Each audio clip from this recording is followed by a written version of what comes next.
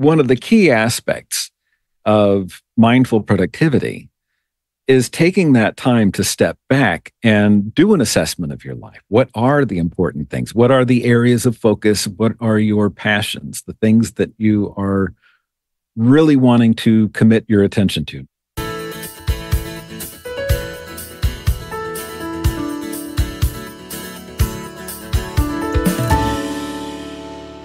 Hello, and welcome to episode 187 of the Quiet and Strong podcast, especially for introverts. I'm your host, David Hall, and the creator of quietandstrong.com. This is a weekly podcast dedicated to understanding the strengths and needs of introverts and strategies for success. Introversion is not something to fix, but to be embraced. Normally, we will air each episode on a Monday. Be sure to subscribe on your favorite platform. Leave a review or a rating. That would mean a lot to me, and also help others find the show. Tell a friend about the podcast. Help get the word out there that introversion is a beautiful thing. Wesley Evan Smith is a proud INFJ and a passionate advocate for the empowerment of introverts to rise and thrive through the practice of mindful productivity. He's a mindful productivity coach for introverts and founder of the Mindful Productivity Academy. All right. Well, welcome, Wes, to the Quiet and Strong podcast. It's so great to have you. David, thank you so much for having me. It is a pleasure and an honor to be on the Quiet and Strong podcast. This is one of the best podcasts out there, and I'm thrilled that you're doing it. The work that you do is incredible for introverts, so thank you. Oh, thank you. That's so nice of you to say. And I'm excited for our conversation. We both know how important it is for introverts to look at productivity and time management differently, and we're going to get into that. But first, as a fellow introvert, tell us a little bit about your journey to the work that you're doing now as a coach for other introverts. Sure. Well, when I was growing up, I could tell that I was introverted, but didn't have that defined. I was just an awkward kid growing up, living in my head. And now I'm just grown up version of that awkward self, still living in my head.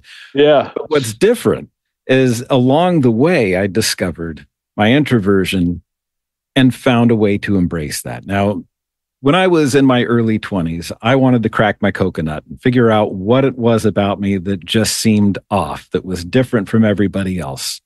And I came across David Keirsey's book, Please Understand Me, at the time, getting into the four temperaments. And that really exposed me to the Myers-Briggs and the personality assessments there. And during that time, I discovered, I was an INFJ, and I began learning more about just the nature of introverted personalities. And that opened me up to an understanding that I didn't have before. There was an assumption that introversion was this problem that needed to be fixed, much like what you address throughout the podcast here. And it's not a flaw. It's not something that needs to be corrected. It's something that needs to be understood. And the more that I understood that, I found myself able to leverage those strengths that we have in an extroverted world. So when in 2014, I was going through a really difficult time, both professionally and personally. A lot of disarray, a lot of issues that had followed me through life with procrastination, perfectionism, what I call time anxieties. There's an existential element to this as well. At the time, I was in my early 40s.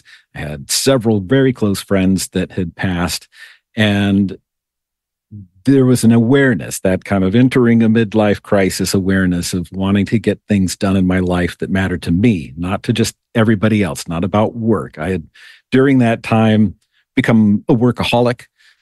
It was impacting the relationship with my wife, with my family, with my friends. And I really pulled myself back from that and started developing a system that would help me focus on doing and getting done more of what mattered most in my life.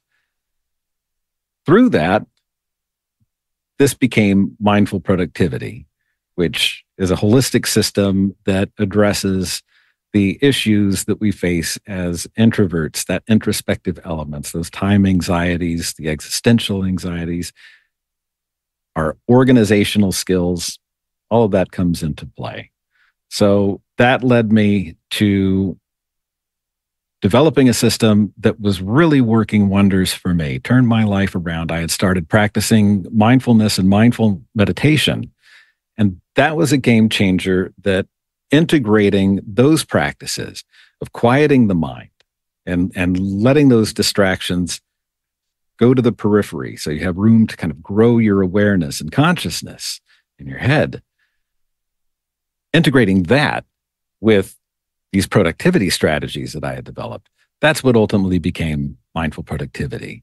And that opened me up to wanting to work with other introverts who are struggling with the same issues that I've been struggling with throughout my life, to bring us all on a journey moving forward so we can really live the lives that we want to live and not find ourselves at the finish line holding too many regrets.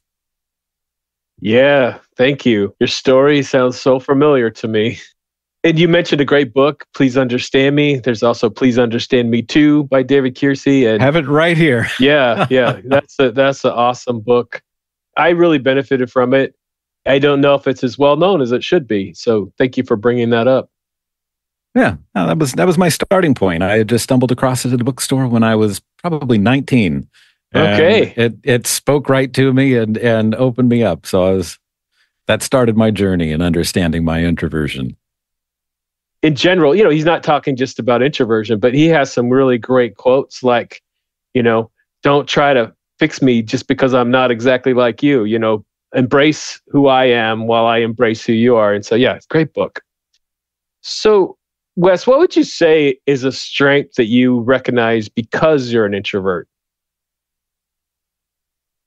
Realizing that introspective nature that we have and the pause that we take to think about things before we respond, before we react. It can be challenging in a room full of extroverts that may just be firing off thoughts and speaking on the fly, and things that are a little more challenging for us as introverts to do because we like to think before we speak. When I see, well, let me rephrase that. When we have that space to think things through, I've always found that just hanging back and not trying to jump in, losing that touch with our authenticity, to give ourselves that space, to give ourselves the permission to not try to compete with extroverts, to be engaged at the same level they are in the conversations. But when we give ourselves that opportunity to step back, that's where our strength really pulls us through. And that's what gets recognized. Even if we're the last person to speak in the room on something, we usually bring something that nobody else has brought that makes everybody go, oh, yeah, let's think about that. So it's an asset. And if we don't recognize that we have this as a strength, and we just think it's a discomfort that we're trying to suppress, we won't really fully realize the potential of our strength, because it does come with a bit of discomfort, but we have to accept and embrace that and move through it. Yeah. I won't tell in detail this story, but that's what quiet and strong means. Someone told me as a compliment, you're quiet and strong, meaning that I wasn't speaking a lot, but when I spoke, people listened because I had something valuable to share. And that's exactly what you're describing. So that's where the name comes from. And the quiet part doesn't mean shy. It just means we're thinking. We're putting all of our ideas together and putting what we think is most valuable. And often it is valuable because we've taken some time to think and observe and other things. Reflection is a big gift of ours. And once we establish this credibility within the extrovert realms, there's a respect that comes with this. So when I'm asked, on the fly, well, what do you think? Like, well, how about you give me like a little bit to think about it and I'll get back to you on it. That usually gets acknowledged with credibility and respect because they know that I'm going to come back with something that's going to be kind of worth the wait, so to speak. Yeah, absolutely. And that's something, it does come with time as people get to know us, that it's worth the wait. But that's another thing that as introverts, we just need to be able to articulate. Hey, give me a moment to think about that, or give me a few minutes, or I'll talk to you tomorrow. Whatever it is, that it's worth the wait. And we don't always need to think, but sometimes we do, and we need to express that. But it'll start to get recognized by the people that we work with. And that's the empowerment. That's where, when we recognize this and we understand it about ourselves, we can help other people understand it about us as well. And then we're truly empowered. Yeah, you started to say something earlier that I think is probably the most important to all this. And we talked before, and also, watched videos and read some posts from you. And it's really, what are we meant to do? What's the most important thing in life for us? And are we doing that? And, we don't want to have a ton of regrets. I think this mindful productivity is really all about that. Like, are you doing what you feel like you're supposed to do or you want to do?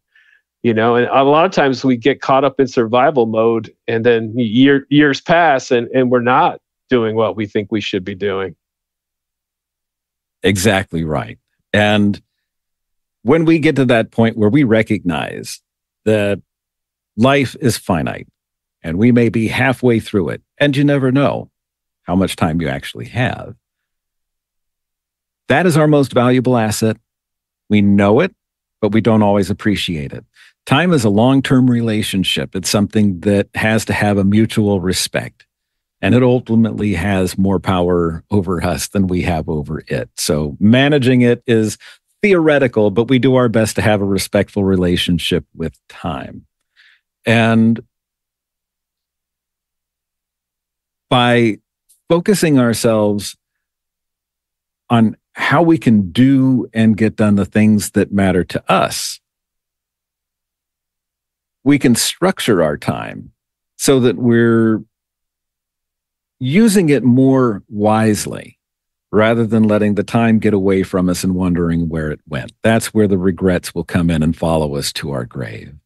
So one of the key aspects of mindful productivity is taking that time to step back and do an assessment of your life. What are the important things? What are the areas of focus? What are your passions? The things that you are really wanting to commit your attention to. Now, this can be personally or professionally. I use it for both, but the theory is the same. So once you have, and I refer to this is the first of 5 stepping stones in the mindful productivity methodology that I teach, which I call a dozen cats. And cats are your categories, actions, temperaments, and simplicity.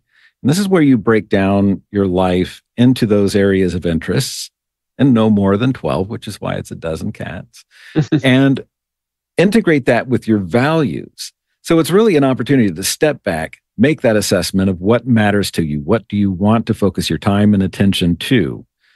And how do those relate and integrate with the values and virtues that you want to move forward with and make the emphasis of how you interact with life? And that becomes the structure that you begin designing your life to focus on. And again, like anything, that can evolve over time. It's our lives and everything we do really are a path of mastery learning. What we know this year isn't going to be the same that we know the following year. So we adapt and we adjust to that. But if we have a methodology that we're approaching our time and our tasks and our energy, if we have that infrastructure in place and a design, we can find ourselves actually doing these things that maybe for the past 10 years, somehow the time has gone by, but we haven't finished doing these things that we really don't want to die without having achieved these really meaningful things in our lives. Is there a process that you have clients do, or how often? I know that can definitely vary by the person. Oh, yeah.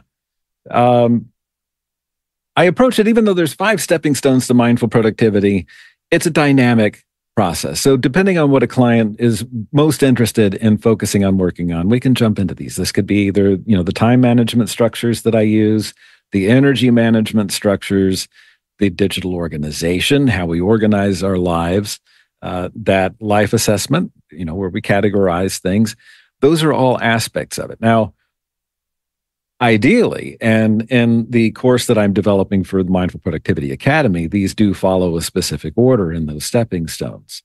But from a coaching perspective, a one-on-one perspective, it's more about focusing in on what is going to be the most beneficial for that client, what they're struggling with and challenged with in the moment.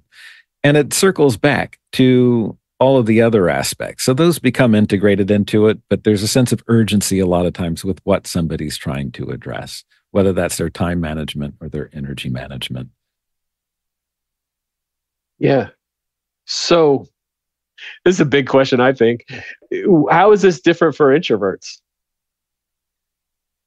Introverts and extroverts struggle with things like procrastination because we're distracted by different things. Extroverts are distracted more by external issues. They're the stimuli that's going on around them in their lives, the external distractions. Whether it's having too much to do, too many obligations, too many commitments. These are external things that, that overcommitment and trying to do too much, and then focusing on the things that maybe is preferred to do and procrastinating on the things that I'd rather not do that. With introverts, our distractions are largely internal. So we will overthink things. Since we are living in our heads so much of the time, that internal thinking and makes us step back and wonder, oh, okay, well, maybe I should do this, maybe I should do that, or that perfectionist tendency. And that is our struggle. So really, that's where I define the differences between these time anxiety issues and the struggles that introverts and extroverts have, is the difference between external distractions and internal distractions. Yeah. And then how is energy management different for introverts? I would say it's actually the same. It's not specific to introverts, but we're going to be a little more receptive to it just from our own self-analytical, introspective nature. And I break down our energy management into like a pyramid with 4 levels. And at the foundation of it, you have your physical energy. If you haven't been sleeping well, if you're not taking care of yourself and your physical energy isn't sufficient, you're going to have a hard time managing your emotional energy. And that's the second tier to that energy pyramid. So if you're well rested and you're feeling good physically, your emotional energy is more manageable. You can tackle the things that might need addressing with appropriate physical energy. Now, if those are aligned, your physical energy and your emotional energy, and those are good, that opens you up to your cognitive energy. And you'll be able to think, process things more logically, problem solve, all the things that you need to do to take care of the more deeper work and tasks that are part of your agenda.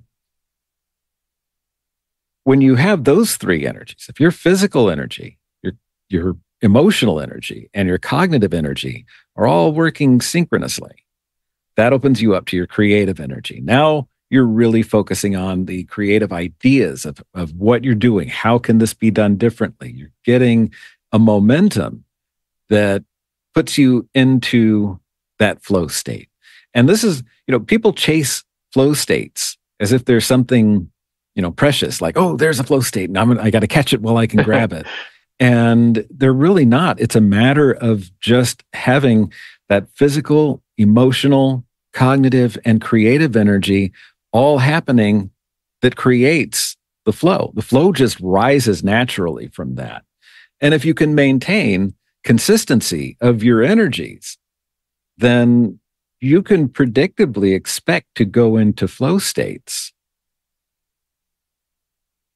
Yeah, I really like how you put that. I haven't heard it exactly like that, but that's what we're after, is that creativity and flow state, especially as introverts, because we have great imaginations. We're, gifted thinkers, and we're great at reflection, and that's where we want to be, is in that flow state where we can use these gifts to come up with some amazing innovations and creative solutions for things. Yeah, and there's another aspect of flow states, and I mentioned that people find flow states to be this, this precious thing. Like, oh, if you can find it, if you can achieve it, great. Flow states. Once you're comfortable with, managing these energies to establish the flow states, break your flow states. Don't stay in it, and you can restart a flow state if your energy is still solid. And to me, it's like if you're exercising a muscle, you have to pause and give it a break for that to rebuild. And if we're too concerned that we're going to break our flow state, that we keep going deeper down our rabbit holes and we just want to hold on to that and get as much done while we're in that flow as possible, it's going to backfire. It's going to come back and bite us. We're going to push too hard. We're going to cross that line of where the quality of what we're producing, our output, is going to begin to diminish. We will have peaked and begin to diminish, and we'll find ourselves, out of not wanting to break that flow. Flow already left the building before we realized it, and now we're just not producing the quality of results that we could have otherwise made more sustainable if we had just taken breaks from it. So this is why I break down deep work and shallow work. Thanks, Cal Newport. I break those down into rabbit holes and whack-a-moles, and I use a time structure similar to a Pomodoro technique, but I break things into 45-minute of really deep work and 15 minutes for shallow work, where you take a break away from it. You disrupt the flow. And these can be adjusted into 90, 30, but with the core of 45-minute, 15 minutes between your deep work and then a break for some shallow work. And then you return back to the deep work again. And that's how we can keep a sustainable flow state. If we're not scared to break it, we're not scared to break flow, then we can get right back into it. And a lot of times, it's the same as when you're trying to figure out a problem and you can stare at it and dwell on it and think about it. But it's when you get up and you go out and you take a walk for 10 minutes that suddenly on that walk, the solution hits you and you're like, oh, that's what I need to do. Boom, you come back and you're back in the flow because you figured out the problem. You could have stared at that, or you could have sat and just over-focused and you wouldn't have figured it out. And all that time and energy would pass and nothing got done. But it's because you stepped away. You broke that flow. You broke the energy. You were able to find that solution and then reestablish your flow again and keep moving forward. So it's a little dynamic dance of our focus and being willing to let go when we need to let go so we can come back and reconnect. Yeah, that's a great strategy. I can't tell you how many times that's worked, where when you stop thinking about it, your mind is still working on it in the background, and you come up with some great stuff when you're not trying so hard. Well, we get so caught up in the moment that, and again, it's part of a mindfulness practice of giving our minds that space between our thoughts. Because as introverts especially, our minds are so active. There's thoughts constantly racing through our heads, and most of them don't really serve us a benefit or a purpose in the moment. So we could be working on a particular task, and all these thoughts are popping up in our heads. Through a consistent mindfulness meditation practice, our ability to recognize, oh, okay, I'm thinking about things I don't need to think about. Let me just, okay, thank you, pause it, let it go. The more we do that, when we find ourselves caught up in feeling that overwhelm, that overwhelm, and I know you've spoken to this as well, overwhelm to me is the core issue that causes our procrastination, our perfectionism, and our anxieties and that fear. It all comes from an overwhelm. And when we're able to keep our minds calm and focused and have that space between our thoughts and our mind, what we're focusing on, overwhelm doesn't have a place to go. And we can let that subside. And that's when we do our best work. That's when we feel the best about ourselves. That's when we're calm and focused on what it is that we want to be doing. And our energy is balanced to help move us forward in that direction. Yeah. And with overwhelm, it's like if you can identify your most important things you have to do, because too many times we're trying to do everything. I've learned the hard way you can't do everything. There is, a person needs to prioritize very mindfully about what we commit our time and energy to. And that's where having a structure, if, in the beginning when I'm working with my clients, and if we're focusing on that dozen cats stepping stone, a lot of times we have so many things that we want to do that we don't know where to put our focus, what to focus on next. We don't have a means of order. And a lot of these things that we want to do, we need to kind of align these with the energy that we have to perform those tasks. We can't predict necessarily how we're going to feel tomorrow at 2:00. And I'm going to work on writing my book at 2:00 tomorrow. You may not be in that. Your energies may not be in a place where you can really create the best output. Now, you could be fully disciplined and say, nope, it's on my calendar. I said at 2:00 tomorrow, I'm going to work on this. And that's what I'm going to do. That's one way to approach things. But I've found that you allow yourself the opportunities to say, I'm just not there. There's other things that are equally as important, but they may not be as demanding on that creative and cognitive energy. And if you focus on those, you're still being productive. It's not pseudo productivity. It's actual productivity. It's stuff that needs to get done, but it's aligned with where your energy's at the moment. Once those are done and your energy is more restored, then you can commit that time to the more demanding, deeper work. Yeah. And you did mention earlier a great book, Cal Newport, Deep Work. That's an awesome book too. Oh, and Slow Productivity is fantastic as well. I just read that a couple of months ago, right after it came out. And yeah, another brilliant book. Gotta love Cal Newport. So with all of this, all the things that we're talking about, in general, I mean, do you have some general advice for introverts really designing their lives around their strengths and their needs when it comes to productivity? I think it really comes down to stepping back and giving yourself the opportunity to lay out everything that it is that you're working on and then structure it in a way that you can begin doing, that you can leverage the time that you have most efficiently. One of the things that I ran into was, and this gets into the organizational aspect of it.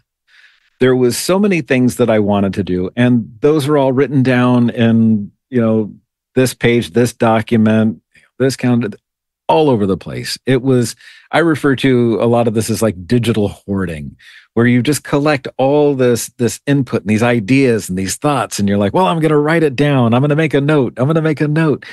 But there's no structure. There's no organization to it. So all of it goes all over the place. So when we're working and our time is being consumed and we're busy and we know in the back of our heads that, I really want to work on this project when I get the opportunity. Okay, that day arrives. You've got a couple hours. You can actually focus on whatever it is that you wanted to do. If you don't have a structure and an organization, you're well-intentioned, and you'll dive into wanting to work on this project. But by the time you go through and go, well, where was this? What was this? And you're trying to pull everything together. By the time you get it to the point that you can begin doing some actual constructive, productive work on that task or that project, time's up. You're getting pulled into whatever the next whirlwind hurricane of stuff you got to do in life, and you missed it. So that was, for me, everything started with this concept of digital organization, because that's where I found myself just struggling with so much clutter that when I had the time to work on something, it would be gone before I would be able to get anything done with it, just from a lack of organization. That was the beginning that inspired all of this evolution from being a time management and organizational system to something that really tackled the larger existential aspects of what we struggle with at a deeper level. So I would encourage introverts in particular, because we're more inclined to do this, to really go through and at least begin organizing the want to do's in your life, the things that, what are your top 12 projects or tasks, the things that you really want to do in your life, and begin organizing things that are going to give you the opportunity to work on those when you have the opportunity to work on them. Yeah, tell us a little bit more about that. Like, how do you organize things digitally? I take, and this goes into that first stepping stone of a dozen cats, where we take what are the core aspects of our lives that mean the most to us. And this applies not just into defining our lives, but that design aspect of how we organize all the other elements to it. So from a digital organization aspect, those 12 core passions, areas of interest, that becomes a structure for everything in your workflow, how you design your folder system, your naming structures, how you handle your task categorization, your internet bookmarking. All these things come back to this core structure that is all founded on the categories that you've established as being the areas of focus in your life. It's similar. I was reading Tiago Forte's book recently, and he has a similar approach to what I'm doing as well, of where we structure things in accordance to our areas of focus. So it follows a similar thing, a similar workflow methodology to that, but it's a little more nuanced and a little more focused on the bigger, more existential aspects of life, I guess you could say. Introverts, we do best with some time to think. Like we talked a little bit about that. How does preparation for certain things, maybe it's a meeting or presentation, conversation, how does that fit into this whole productivity plan? Preparation is the key, whether it's planning our day, what we need to work on, what we're going to be doing the next day into the next week, the ability for us to show up and be present in, say, a meeting that we're not as skilled at showing up and doing things on the fly, giving a presentation on the fly, speaking off the cuff. Even extroverts aren't necessarily good at that. And a lot of introverts are really good at it. It's not a problem that we necessarily struggle with, but that preparation, if we give ourselves that time to prepare for something, we begin reducing the anxieties. 9 times out of 10, we find ourselves spinning in this cycle of anxiety just before we're going to do something, because we realize, we either didn't have the opportunity to prepare or we just didn't prepare. And that is what causes us so much stress and anxiety in the moment, where if we do have the opportunity to prepare for these things, and life is full of things that you're not going to be prepared for, but there's a lot of things that we can be. And taking the time to do that will allow us to flow in our interactions with what we're doing and what we're engaging in. So our ability to be fully present and deliver the most from ourselves in an environment like a meeting or in a presentation, that's where our preparation is going to allow us to make the most impact. Yeah. And I like that you said that we can't prepare for everything, because I think once you realize that, you do your best preparation, and it can take away some anxiety realizing, you know what, I did my best preparation. There's going to be something I'm not prepared for. And then the other piece, I say sometimes we don't need to prepare, because you and I could talk about introversion or productivity without preparing. We're prepared already. There is a dynamic in the course of conversation and experience where if things are, we have to have space in our lives and our interactions with others for impromptu. Oh, yeah. Things to happen as they happen. And you never know what the natural course and direction and flow of any kind of engagement and interaction is going to be. That's what makes life exciting, because you really don't know. You don't know what you're going to learn 5 minutes from now. You have no idea that something's either going to happen or you're going to experience something that could be profound and impact your life, because it's just, there is no crystal ball. There's no scripting of your life. It is a thing that happens in the moment. And the more that we allow ourselves to be in that moment and to not be so caught up and distracted, the more of an opportunity we have to realize when a connection's being made, when something is happening around us that we might not notice if we were too caught up in the distractions that clutter our minds. And that's another aspect of how a good practice of mindful meditation, to slow our minds down and let go of the thoughts that distract us, to give us that space. We open it up for those more impromptu engagements where we can participate in those more fully and with more consciousness and awareness. Yeah. And circling back, so, you do your best preparation. There's going to be a lot of impromptu aspects. And then we were talking about sometimes you just need to say, hey, give me a moment to think about that.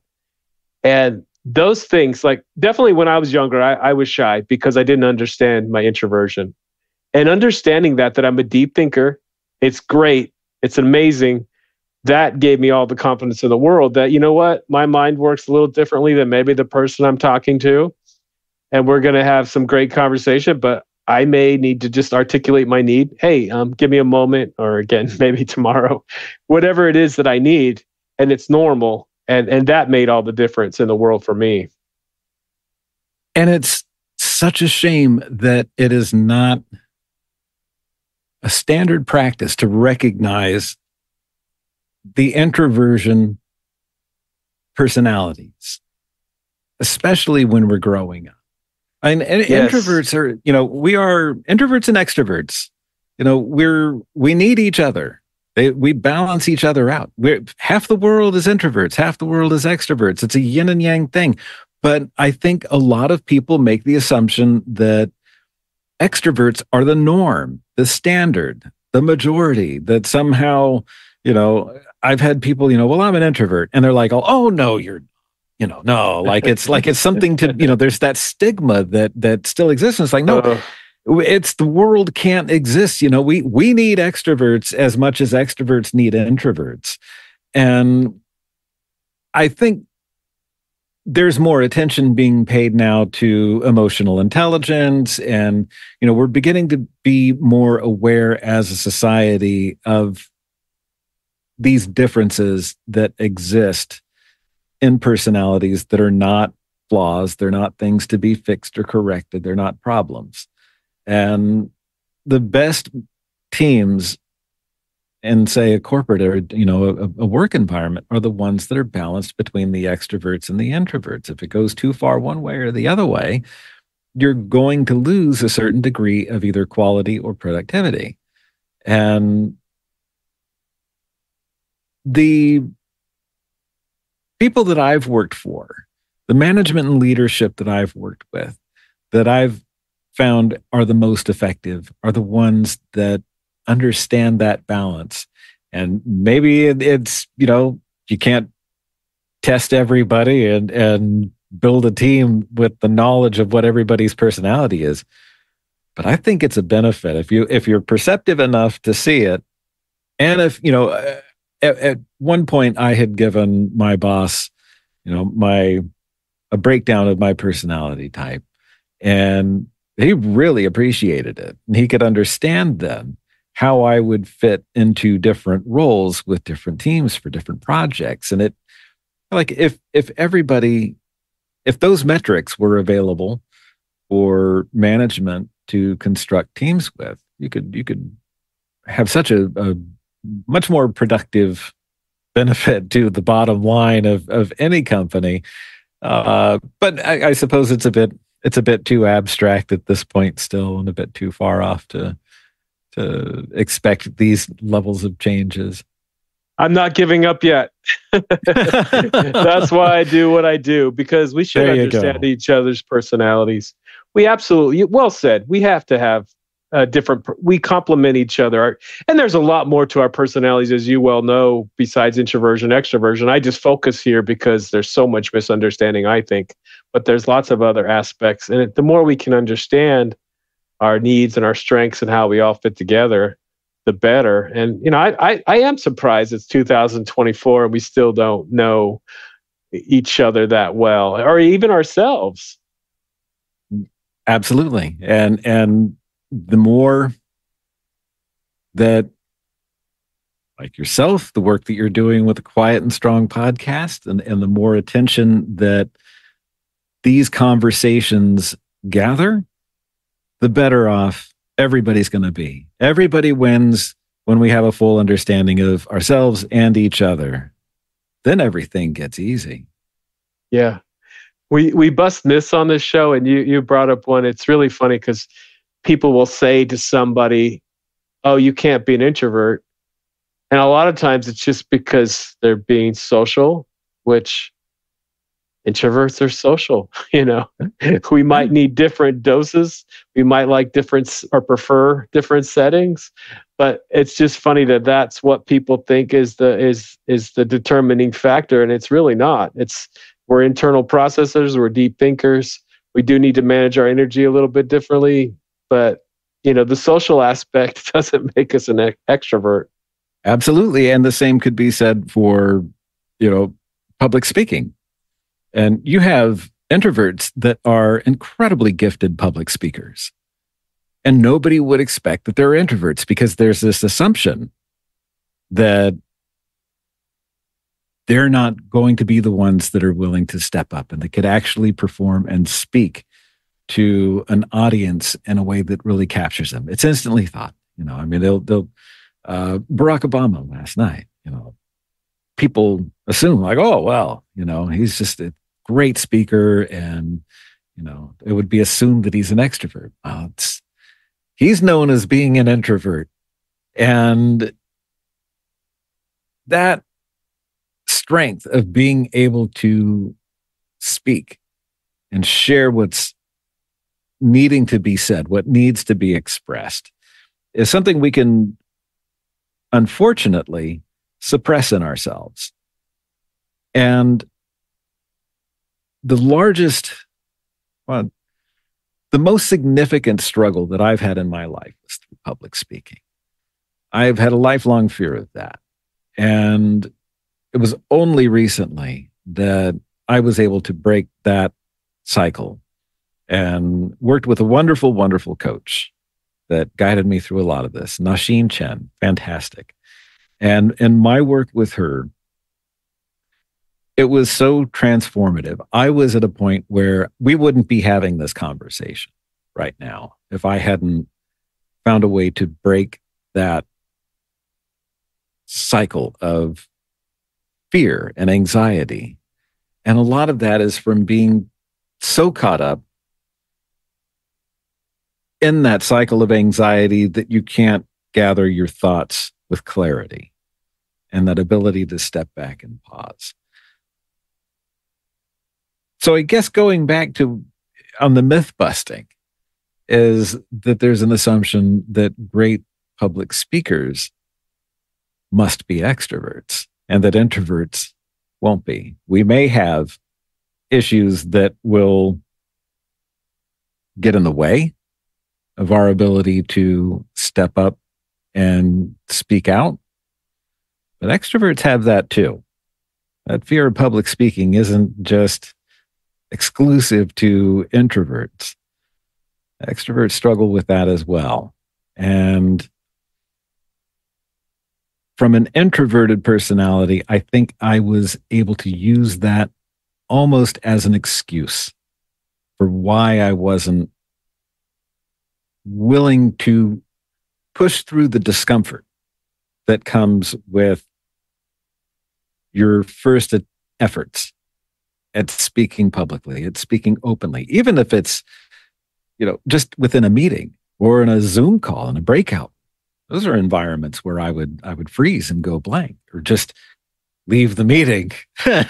And by pushing through that discomfort that we might be feeling, we can find ourselves to be a lot stronger and more capable of doing things that we hadn't imagined. But if we buy into a myth that, well, I can't do this because I'm an introvert, then we're selling ourselves short. It's not a problem that needs to be fixed. Our introversion needs to be understood by ourselves, and then other people will understand it. And we have to push ourselves through that discomfort to really achieve the things that matter in our lives. Many famous public speakers are introverts. It's funny because people think we don't have a lot to say, but as we've been talking about, we're always thinking. So guess what? We have a ton to say. And we just might need to look at how we prepare, manage our energy. In your coaching, just in a nutshell, what was the major breakthrough in that coaching that you received that helped you get over your anxiety or fear of public speaking? Practice. More than anything, being pushed to do the work. And I mean, there's a structure to it, and there are certain things that from a practical perspective, and I guess if we have time, I'll share a quick story with you about that journey. Take a little drink. Yeah, go ahead. I realized that my ability to speak publicly and to engage with either one-on-one with clients or with larger audiences, if I'm unable to speak, then it's a done deal. I can't do it. My business dies. So I thought, okay, I'm going to tackle this. I'm going to go to a Toastmasters meeting. And, I applaud myself for making the effort, but it was the single most traumatizing experience I've had in my adult life. When it came time for me to speak at the Toastmasters meeting and I get up to the podium, I'm thrown a random topic and I completely froze. My heart was just going to pound out of my chest. And I say the only three things that went well were I didn't throw up, I didn't piss my pants, and I didn't pass out. And I got done with that, fortunately. And shortly after, when I was trying to figure out what I could do, what would bridge that gap, I found an AI program. Now, this is 2020, well, late 2022, early 2023. I had found a program called Yoodli.ai, YOODLI.ai. And it was absolutely brilliant. AI program where you look into the camera, it's monitoring your eyes, it's recording your voice, your inflection, the number of filler words that you're using. These have started to become more commonplace tools. It's even available through LinkedIn for practicing interviews. They have a program similar to this, and you get the feedback on your performance. But you're not struggling with the anxiety of being judged by other people. So I worked with that initially. I thought it was the most brilliant program, and I still think it's fantastic. It's a great exercise for getting used to speaking and improvising your thoughts on the fly. I had gotten in touch with one of the co-founders that was developing Udly, shared my story and how significant the program was for me to interact with. And he connected me with Nasheen, who became my coach for public speaking. I worked with her for about 3 months, and that was the transformation that made all the difference. That interaction of working directly with somebody that was highly skilled in putting me through the rigors and discomforts of improvisational speaking and these exercises. And I credit her. She would quickly credit me for doing the work, but I would encourage anybody that is struggling with public speaking to not let it be something that becomes one of those regrets that you carry with you at the end of your life and wish that you would overcome. It really is just a matter of getting over the initial hurdles and just practicing and getting comfortable with it. We have to not shy away from discomfort. And that goes with anything that we choose not to confront and the challenges that we don't push ourselves to work through. It's just discomfort. It's going to be a little painful, but we can't grow ourselves from the inside of our comfort zone. We can't push the walls of our comfort zone and move them out and grow them from inside. We have to step out of our comfort zone and pull the walls from the outside. We have to stretch it to make it bigger. And it's going to be scary. It's going to be uncomfortable, but it's through that discomfort that we grow. Yeah, and I love that you said stretch it, because often it's just talked about get out of your comfort zone. And what happens with a lot of people is every time they're doing something that's scary, they're getting out of their comfort zone and again and again and again. But if you don't change your thinking, or you do have to get out, but you can stretch it, expand it. And that's the key. So yeah, introverts can be amazing, public speakers, leaders, fill in the blank. But a lot of times it comes with understanding your introversion and your gifts and your needs. Wes, this has been such a great conversation. Is there anything else you want to add? No, David, I just want to say thanks for having me. The work that you do with the Quiet and Strong podcast is so empowering for introverts and for everybody that needs to understand more about introverts. So I applaud you for what you do. And if anyone is interested in learning more about mindful productivity and the services that I provide, you can go to wesleyevansmith.com. Everything you need to know, you'll find there. And I'm happy to work with anyone that is struggling with the issues that we've talked about over the course of this conversation today. So I just really want to thank you for having me, David. Thank you. This has been a wonderful conversation. So thanks, Wes. Awesome.